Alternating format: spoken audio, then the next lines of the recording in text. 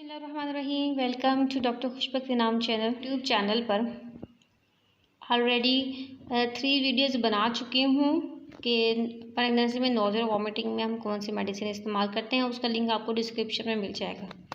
अब हम मूव करते हैं detail of second product of anti worm cure and इसका केमिकल फार्मूला है जिंजर एक्सट्रैक्ट विटामिन B6, जिसको हम पैराडॉक्साइन भी बोलते हैं। इसकी ब्यूटी ये ऐसे फ्लेवर में है ये कि इसको हम इजीली ले सकते हैं।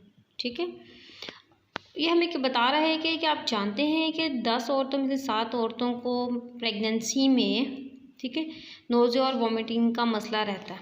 नोज़िया ऑलरेडी मैं आपको बता, नोज़िया का मतलब है कि महसूस होगी पेशेंट को कि उल्टी आ रही है, और वॉमिटिंग में उल्टी आ जाती है। ठीक है, और बायोमेड सेंट्रल स्टेट ने एक हमें बताया है सर्वे के मुताबिक 78.5% वुमेन एक्सपीरियंस करती हैं फर्स्ट सेमेस्टर में। ठीक है, और ये ऑलरेडी ऑटोमेटिक ठीक भी हो जाती है जब पेशेंट्स 12 से 20 वीक्स तक पहुंचता है, यानी कि फर्स्ट ट्राइमेस्टर से सेकंड ट्राइमेस्टर में। अब कितनी रेशो है कि माइल्ड कितने लोगों को होती है वॉमिटिंग और मॉडरेट कितनी होती है, सीवियर कितनी है, वो आपके सामने परसेंटेज लिखी गई है। नोज़िया और वॉमिटिंग से लाइफ की जो मेयार है वो डिस्टर्ब होता है। देखिए, उन्होंने अपने सर्वे में बताया कि नेक्स्ट प्रेगनेंसी के लिए पेशेंट विलिंग नहीं होता। 43% रेशो इस तरह होती है। ठीक है, और 46% ऐसे हैं जो अपनी केयर नहीं कर पाते, दूसरों की केयर नहीं कर पा रहे होते क्योंकि उनकी अपनी तबीयत खुद ठीक नहीं होती। और 75% ऐसे होते हैं कि जो पीरियड है प्रेगनेंसी का उसको इंजॉय नहीं कर पा रहे होते, उसमें डिस्टर्ब रहते हैं।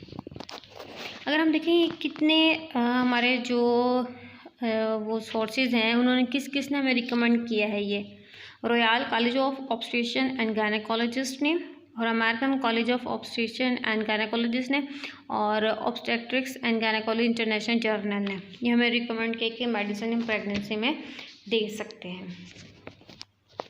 अगर हम इसका शॉर्ट में ओवरव्यू करें तो वो आप देख सकते हैं। ठीक है, और अगर हम इसकी डोज की बात करें, अगर नोज़िया वॉमिटिंग के लिए ले रहे हैं तो 3 चम्मच आपने खाना खाने से पहले लेने हैं। ओके, खाना खाने से पहले। और अगर आप इंडाइजेशन के लिए हाजमा नहीं हो रहा तो आप खाना खाने के बाद 3 चम्मच लेंगे। ठीक है, जब भी आप खाना खाएंगे दिन में एटलीस्ट 3 मरतबा। अगर हम इसी की डिटेल की तरफ आएँ, ये हमने इसका लीफलेट लिया है, तो आप ये देख रहे हैं जिंजर 250 mg है इसमें, और विटामिन B6 जिसका एक और नाम भी है पैराडॉक्साइन हाइड्रोक्लोराइड, वो 20 mg है।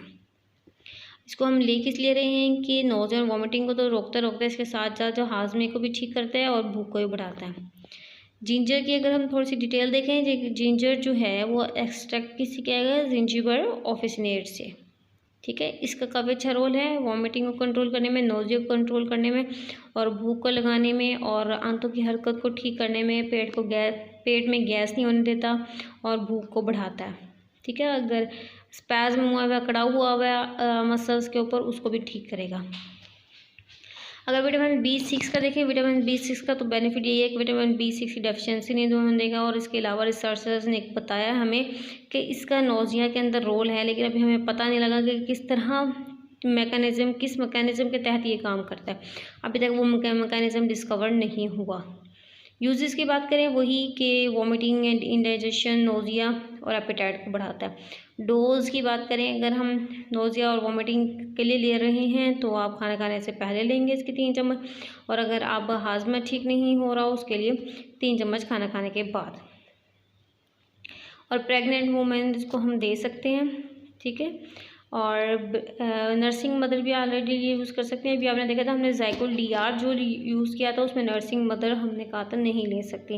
रीनल इम्पेयरमेंट और हिपैटिक वाले ले सकते हैं, लेकिन काफ़ी एहतियात से।